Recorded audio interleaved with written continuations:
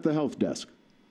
The world of medicine has seen its share of miracle cures, from the polio vaccine to heart transplant. But all past achievements may pale in comparison to the work of Dr. Alice Crippen.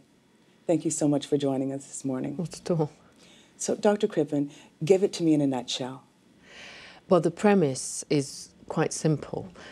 Take something designed by nature and reprogram it to make it work for the body rather than against it. You're talking about a virus? Indeed, yes, in this case, the measles virus, which has been engineered at a genetic level to be helpful rather than harmful.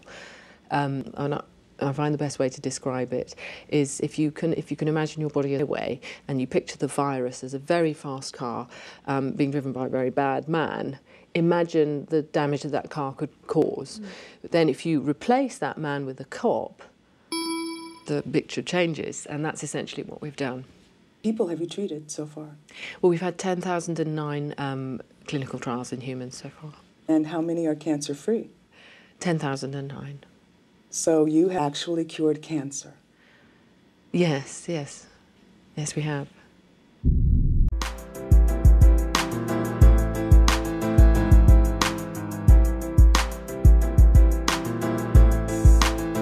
We've been telling you here tonight there is some good news to report in the fight against cancer. An experimental treatment for leukemia is having extraordinary results beyond any expectations. How often do we get to say that?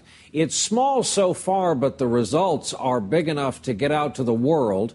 And tonight, as our chief science correspondent Robert Bazell reports, if it hadn't been for one woman who suffered a loss, this very promising research might not have happened. Bill Ludwig says doctors told him without the experimental treatment, he would have had only weeks to live. I'm now in a position of full health, no cancer in my system. Ludwig is only one of 3 patients who have gotten the novel treatment for the most common form of leukemia called CLL.